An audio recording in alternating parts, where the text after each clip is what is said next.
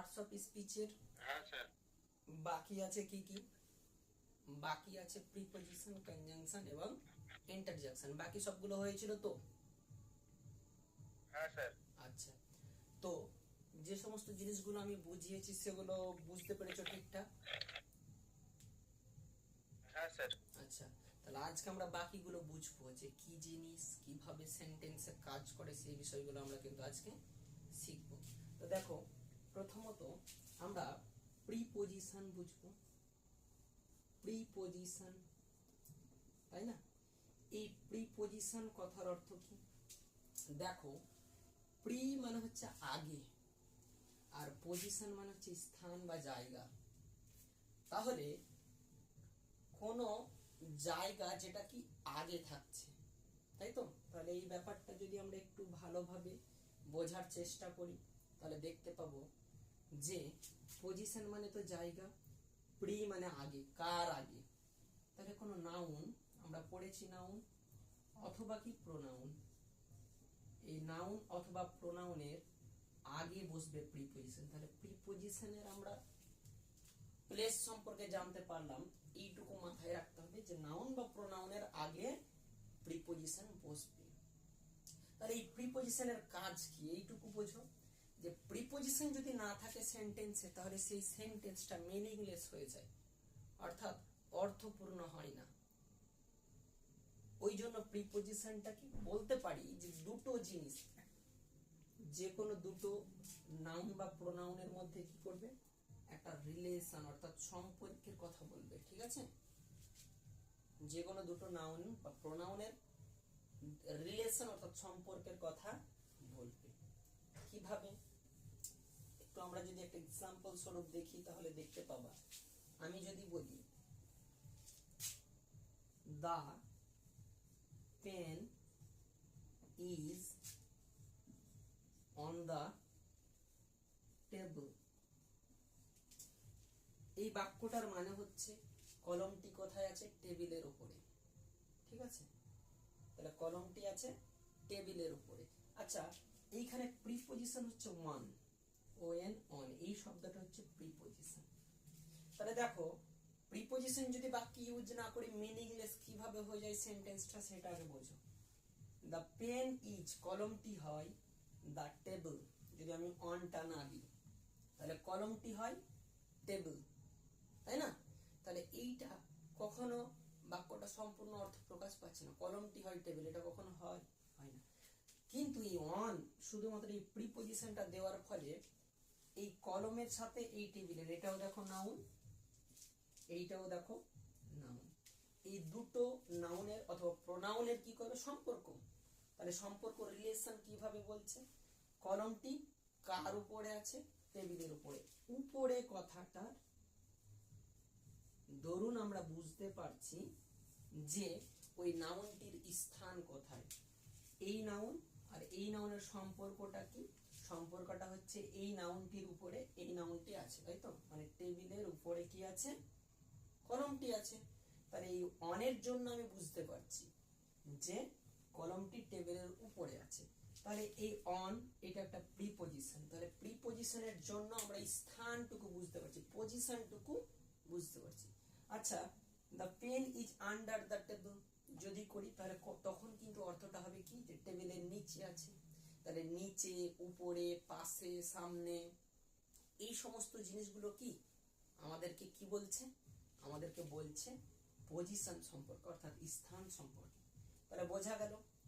আমি যদি বলি my house is besides a river, মানে আমার বাড়িটি রয়েছে কোথায়, একটি নদীর পাশে, তাই না? তাহলে দেখো বিসাইডস যে শব্দটা, এই বিসাইড শব্দটা হচ্ছে কি তোমার প্রিপজিশন। তাহলে দেখো, আমরা প্রিপজিশন গুলো সম্পর্কে একটু দেখে নিই যে কোনগুলো প্রিপজিশন। কোন বাক্যে ইন পেতে পারো, এইটা প্রিপজিশন। অ্যাট, উইথ, তাই না? বিটুইন, বিটুইনটা কি একটা প্রিপজিশন, অ্যামাংটা কি একটা প্রিপজিশন, তাই না? টু প্রিপজিশন, বিসাইডটা কি একটা প্রিপজিশন, বুঝলো না? Of preposition, over preposition, above preposition. তাহলে এই শব্দগুলো আমরা দেখেছি না, বাক্যের মধ্যে আমরা দেখি, ইংরেজি সেন্টেন্সের মধ্যে এই শব্দগুলো কিন্তু আমরা দেখি যে in, at, with, between, among, এই শব্দগুলোকে কি বলা হয়? প্রিপজিশন। এগুলো কি? প্রিপজিশন। বোঝা গেল? এই ফরটাও কি? প্রিপজিশন। আবার কিছু কিছু প্রিপজিশন আছে যেটা প্রিপজিশন হিসেবেও কাজ করে, আবার কনজাংশন হিসেবেও কাজ করতে পারে। কারণ একই শব্দে এই ফরটা প্রিপজিশন হিসেবেও কাজ করে, আবার কনজাংশন হিসেবেও কাজ করে। তাহলে যদি কাউকে বলা হয় ফরটা কি, কেউ যদি প্রিপজিশন বলে তাহলে ডেফিনেটলি সেটা ঠিক যে হ্যাঁ প্রিপজিশন। আবার কেউ যদি বলে এটা কনজাংশন, তাও আবার কি ঠিক। কেন ঠিক? সেটা হচ্ছে যে তুমি কিন্তু তাকে কিন্তু নির্দিষ্টভাবে বলতে পারো না যে এটা হচ্ছে প্রিপজিশন বা কনজাংশন। কোন পার্টস অফ স্পিচ তখন কিন্তু তুমি কিন্তু বলতে পারো না। তোমাকে বলতে হবে, আমাকে সেন্টেন্স দেওয়া হোক তাহলে আমি বলতে পারবো, কারণ সেন্টেন্স ছাড়া তুমি বুঝতে পারবে না। ঠিক আছে, যাই হোক, এতটুকু কি বোঝা গেল যে প্রিপজিশন জিনিসটা কি, কোনগুলো প্রিপজিশন, ওর কাজ কি, কিভাবে দুটো নাউন বা প্রোনাউনের রিলেশন তৈরি করে, ওটা না থাকলে কতটা এফেক্ট পড়ে সেন্টেন্সের প্রতি, এই ব্যাপারগুলো আশা করি ক্লিয়ার হলো। রেসপন্স করবে, ক্লিয়ার হলো? হ্যাঁ স্যার, হয়েছে সবার? হ্যাঁ স্যার। আচ্ছা, ঠিক আছে। তাহলে আমি আর প্রিপজিশন সম্পর্কে আলোচনা করছি না। এবার আরেকটা জিনিস তুমি মনে রাখো, যখন কম্পিটিটিভ এক্সাম দিচ্ছ, কম্পিটিটিভ এক্সামের জন্য পড়ছো, তখন গ্রামারটা খুব একটা গুরুত্বপূর্ণ বিষয়। তুমি ইংরেজি গ্রামার পড়বা, সমস্ত কিছু দেখবা যে তুমি সিলেবাসের মধ্যে পারছো না, অর্থাৎ এরর কারেকশন যেটা পার্ট আছে সেখানে কিন্তু তুমি গ্রামাটিক্যাল ব্যাপারগুলো, ম্যাটারগুলো থাকতে পারে, যে ন্যারেশন চেঞ্জের রুলস অনুযায়ী সেন্টেন্সের গঠন কি হতে পারে, তারপরে ডিগ্রি অনুযায়ী কি হতে পারে, এগুলো একটু একটু পাবা। শুধুমাত্র এরর কারেকশন, বাকি সব তোমাকে কিন্তু প্রিপজিশন ছাড়বে না। আর এই প্রিপজিশন খুব একটা কঠিন টাইপের জিনিস মনে হয় ছাত্রছাত্রীদের কাছে, কারণ দেখবা যে ইন একই জায়গায় ইন, মানে ইনটা মধ্যে বোঝাতে বসছে, ঠিক আছে, আবার মধ্যে বসেছে অন বসে যাচ্ছে, বুঝে যাচ্ছে। তাহলে বিভিন্ন ধরনের প্রিপজিশন আছে যে যার ব্যবহার কি অনেক জায়গায় অনেক রকম হতে পারে, বোঝা গেল? তাহলে একই প্রিপজিশন বিভিন্ন জায়গায় বিভিন্ন ভাবে বসতে পারে, আবার অ্যাপ্রোপ্রিয়েট প্রিপজিশন হিসেবেও বসতে পারে। সেই কারণে এই ব্যাপারটা একটু কঠিন হয়ে যায় যদি না তুমি চর্চা রাখো। তাহলে চর্চা রাখলে ঠিক তুমি কিন্তু বুঝতে পারবা। তো এই জন্য বলছি যে কম্পিটিটিভ এক্সাম যখন দিচ্ছ তখন কি এই সমস্ত প্রিপজিশনকে হালকা ভাবে নিলে হবে না, কারণ এইগুলো তুমি তো জাস্ট, আমরা আজকে এখন কি শিখছি, শুধুমাত্র পার্টস অফ স্পিচের পরিচিতি শিখছি। কারণ যদি আমাদের যদি কনসেপ্টই না থাকে বিষয়টা কি, তাহলে কিন্তু আমরা গভীরে যেতে পারবো না, অ্যাডভান্স লেভেলে যেতে পারবো না। তাহলে তোমাকে কি করতে হবে, যে এই যে প্রিপজিশন গুলো আছে, এই প্রিপজিশন গুলোর মেন জিনিসটা হচ্ছে ইউজটা শিখতে হবে, কোথায় কোন প্রিপজিশনটা সেট হবে, বসবে, হ্যাঁ, ইনপুট করতে পারবো। আচ্ছা, যাই হোক, আমরা জাস্ট এখন ধারণা শিখছি, ধারণাটা শিখি, তারপরে আমরা কি করব, যে পার্টিকুলারলি প্রিপজিশনের ব্যবহার শিখব।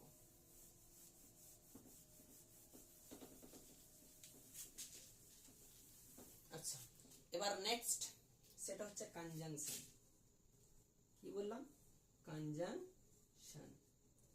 এই কনজাংশন কথাটার মধ্যেই তোমার কিন্তু বিষয়টা লুকিয়ে আছে, যে কনজাংশন জিনিসটা কি।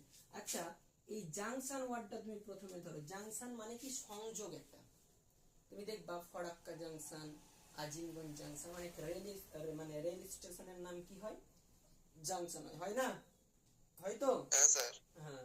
হ্যাঁ তো এই জাংশন কেন নাম হলো? কারণ দেখবা এই দিক থেকে একটা ট্রেনের লিক, এই দিক থেকে ট্রেনের লিক, এই দিক থেকে এসে এই জায়গাটায় যুক্ত হচ্ছে, ওই জন্য কি এই স্টেশনটার নাম রাখা হয়েছে কি জাংশন। ঠিক আছে, ঠিক একই রকম ভাবে তুমি এই কনজাংশনের ব্যাপারটাও দুদিক থেকে দুটো জিনিস আসবে যেটা কি যুক্ত হবে। সেটা কি জিনিস আসবে? অনেকেই যদি আমরা বলি যে সেন্টেন্স যুক্ত হবে, তাহলে অ্যাকচুয়ালি সেন্টেন্স যুক্ত হয় কথাটা বলা ভুল হবে। আমরা বলতে পারি এই দিক থেকে একটা ক্লজ, এই দিক থেকে একটা ক্লজ, একটা শব্দ দিয়ে, যে শব্দটা দিয়ে যুক্ত হবে বা মানে যে শব্দটির দ্বারা কি যুক্ত করবে, সেটাই হচ্ছে কি কনজাংশন। যেমন আমি বলি the girl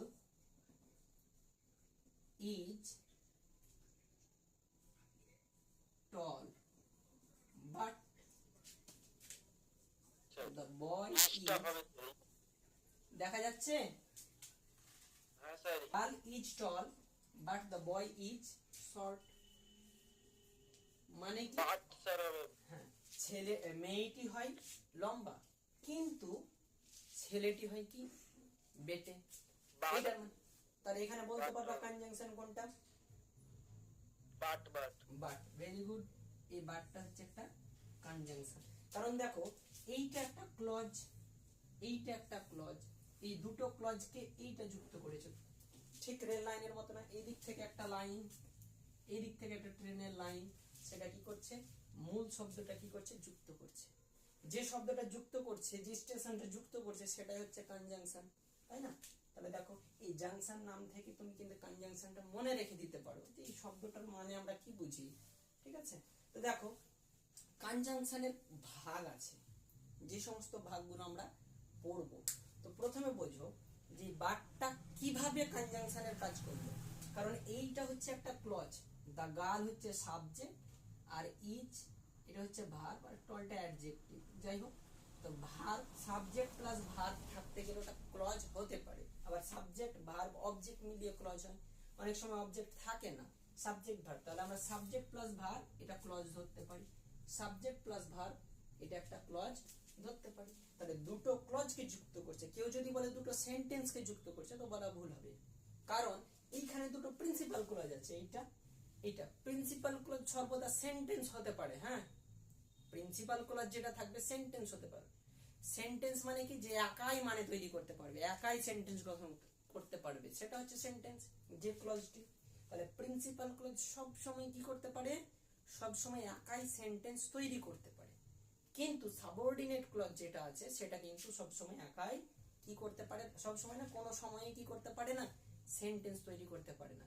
তাকে একটা প্রিন্সিপাল ক্লজের উপর নির্ভর করতে হয়, ডিপেন্ড করতে হয়। ওই জন্য সাবঅর্ডিনেট ক্লজের নাম কি? ডিপেন্ডেন্ট ক্লজ বলা হয়। যাই হোক, ওটা আমরা ক্লজ পড়বো তখন জানবো। এখন এতটুকুই বোঝো। আচ্ছা, এবার কনজাংশন কোনগুলো স্যার? তাহলে কনজাংশন হচ্ছে তিন প্রকার। একটা হচ্ছে সাবঅর্ডিনেটিং কনজাংশন। কি বললাম? সাবঅর্ডিনেটিং মানে সাবঅর্ডিনেট ক্লজে যে সমস্ত কনজাংশন গুলো থাকে। একটা হচ্ছে কোঅর্ডিনেটিং কনজাংশন। কোঅর্ডিনেটিং লেখা বোঝা যাচ্ছে? আর একটা হচ্ছে কোরিলেটিং। হ্যাঁ স্যার। হ্যাঁ স্যার। কোরিলেটিং কনজাংশন মূলত বা সাধারণত কি এই তিনটে কনজাংশন, তিন প্রকার কনজাংশন হয়। মোটামুটি ভাবে এই তিনটে তুমি জানছো মানে কনজাংশন সম্পর্কে তুমি সব প্রায় শেষ। ঠিক আছে? তো দেখো কোঅর্ডিনেটিং কনজাংশন একটুতেই মনে রাখা যাবে। শুধুমাত্র তোমরা একটা ট্রিক্স মনে রাখবা, যেটা হচ্ছে কি শব্দ। ফ্যান বয়েজ, শাহরুখ খানের ফ্যান হয়, সালমান খানের ফ্যান হয় না? তো ফ্যান বয়েজ কি লিখলাম আমি? একটা শব্দ ফ্যান বয়েজ। এইটি হচ্ছে কি? এই শব্দটাই হচ্ছে কোঅর্ডিনেটিং কনজাংশন। মানে কি? এগুলোর ফুল ফর্ম আছে। এফ মানে হচ্ছে ফর, এ মানে হচ্ছে অ্যান্ড, বি দিয়ে হচ্ছে বাট। আচ্ছা, বি এর আগে এন আছে, আমি এই সিকোয়েন্স অনুযায়ী লিখি।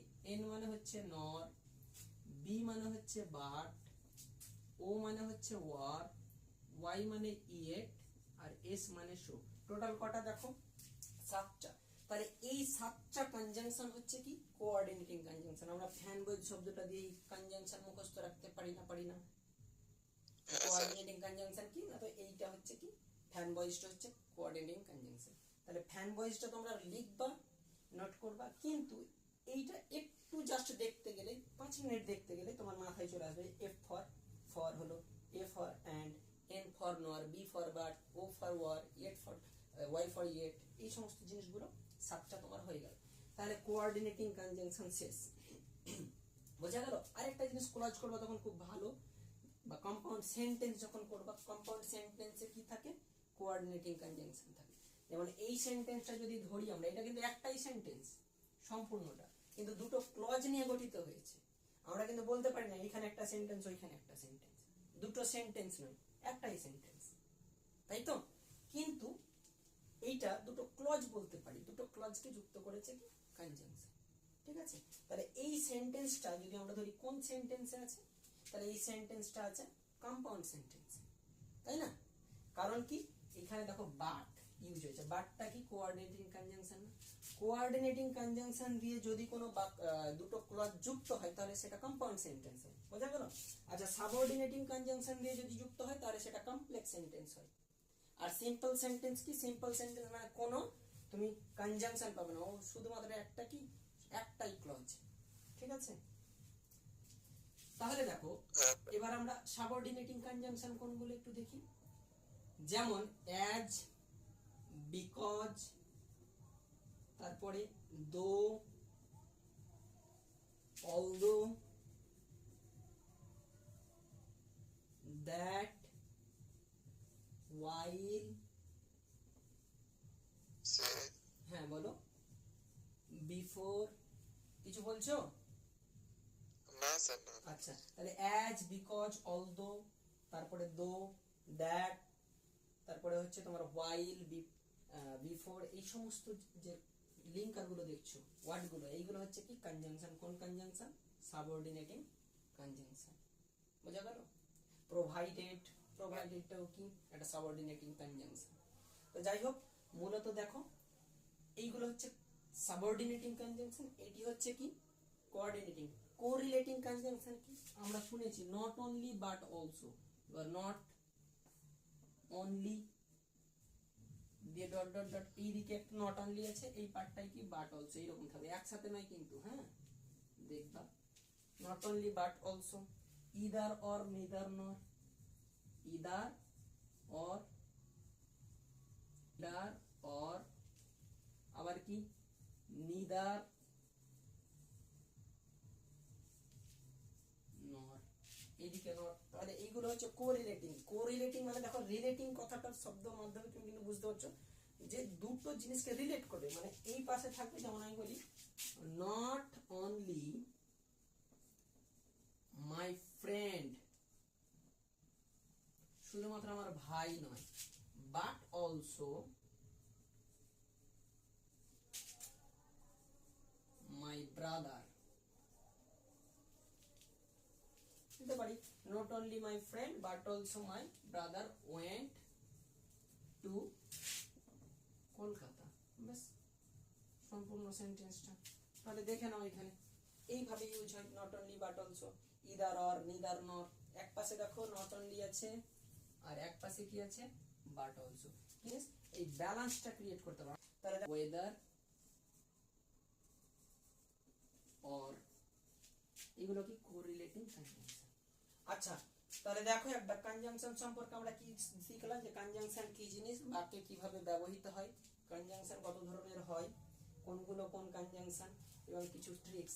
এই পার্টটা তুমি নোট করে রাখবা, হ্যাঁ, আর না হলে একটা স্ক্রিনশট নিয়ে নিতে পারো, ঠিক আছে? ফোন করে না করতে হয়, কিন্তু কথা হচ্ছে আগে অথবা পরে, এই দুটো জিনিস মনে রাখবে। যে আগে করে সে কি একটু হ্যাপিলি জীবন কাটাতে পারে, আর যে পরে করে সে কি করে একটু কষ্টের মধ্যে জীবন কাটায়, ঠিক আছে? তো সঠিক সময়ে সঠিকভাবে যদি করো তাহলে কোনো সমস্যা নেই, তাই না?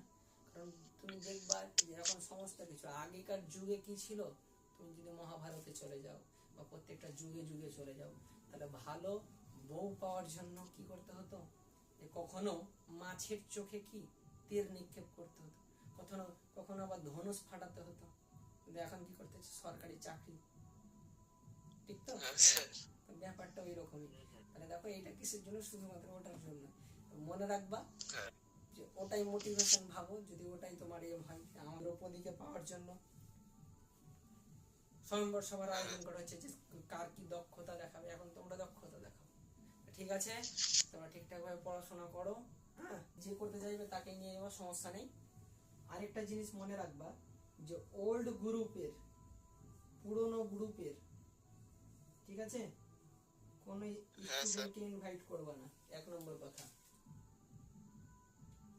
হ্যাঁ, কিন্তু কথা হচ্ছে ওল্ড গ্রুপের নয়, কিন্তু এটা মনে রাখিও। হ্যাঁ স্যার, না না, ওল্ড গ্রুপের আমি স্টুডেন্ট চাই না, ঠিক আছে? পরীক্ষার প্রতি সিরিয়াস হও এবং জীবনের প্রতি সিরিয়াস হও।